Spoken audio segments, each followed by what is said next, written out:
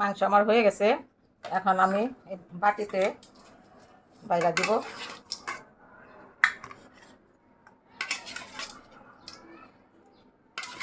অনেক গ্রান ছুটছে।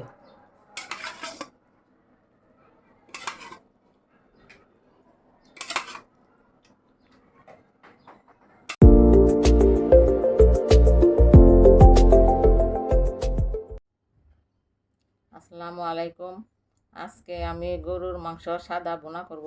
এখানে 1 কেজির মতো গরুর মাংস আছে। এটাকে এখন আমি ভালোভাবে একবার ধুয়ে নিছি। আবার এখন আমি ভালোভাবে চিপড়াইয়া এটাকে আমি তুলে নেব।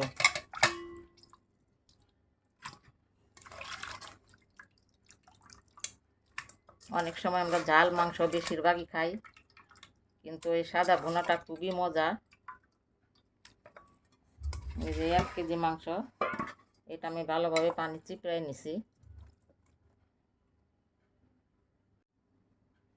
এখন আমি পেঁয়াজ এগুলো এখন আমি হামিল দিস্তায় ছেঁচে নেব।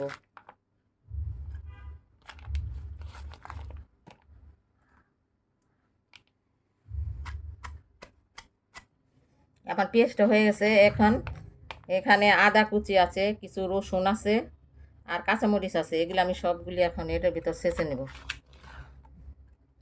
আদা ভাঙ্গা করে নেব আর কি।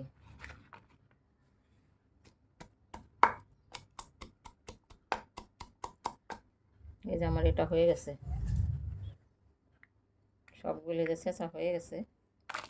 এখন আমি তুলে ফেলবো এটাই থেকে। এখন আমি মাংসটাকে ভালোভাবে মাখাই নেব। এখানে এলাচ, দারচিনি, তারপর লং, এগুলি আমি এখন দিলাম।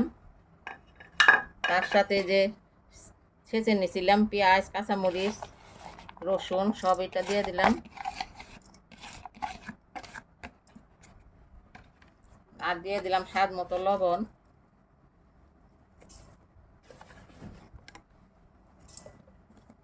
আর একটু 2 চামচ গুঁড়া দুধ দিয়ে দিলাম। আপনার পারলে লিকুইড দুধও দিতে পারেন, অল্প একটু দিলাম। আর দিয়ে দিলাম সয়াবিন তেল। এটা দিয়ে আমি এখন ভালোভাবে মাখাই নেব। এই সাদা ভুনাটা খুবই মজা গরুর। এখন কুরবানির মাংস সবার ঘরে ঘরে আছে। এইভাবে যাতে রান্না করে আপনারা খান, খুবই দারুণ লাগে। ঝাল টাল তো আমরা সবসময় খাই, সাদাটা বেশি একটা খাওয়া হয় না। এই যে এখন আমি একটু এটাকে ভালো করে মাখাই। এখন আমি এটাকে একটু রেস্টে রাখবো, এই 5-10 মিনিটের মতো রেস্টে রাখবো। এখন আমি এই যে চুলায় বসাই দিলাম। এখন এটা আস্তে আস্তে জাল করে নেব। মাংসটা আমার বলক এসে গেছে। এখন আমি একটু নাড়া দিয়ে দিব। একদম গ্রাম করছে।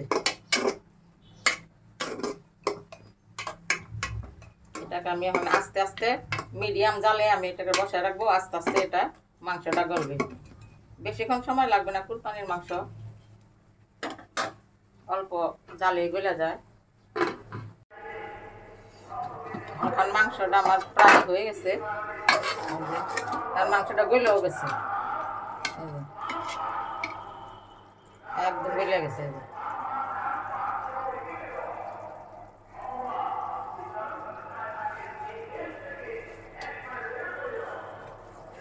এখন এটা আমি কয়টা কাঁচামরিচ দিয়ে দিব নামানোর আগে।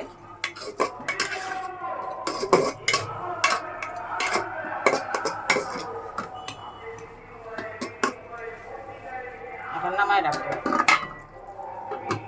মাংস আমার হয়ে গেছে। এখন আমি বাটিতে বাইরা দিব।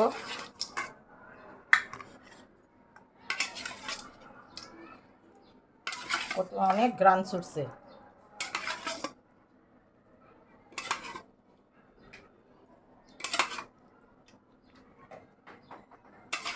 হয়ে গেল বন্ধুরা আমার গরুর সাদা বোনা। ভিডিওটি যদি ভালো লাগে একটা লাইক দিবেন, কমেন্ট করবেন, প্লিজ সাবস্ক্রাইব করবেন আর পাশে বেল বাটনটা অন করে রাখবেন যাতে নিত্য নতুন ভিডিওগুলি সবার আগে পেতে পারেন। আজকের মতো এই পর্যন্ত, আবার দেখা হবে অন্য কোনো ভিডিও নিয়ে।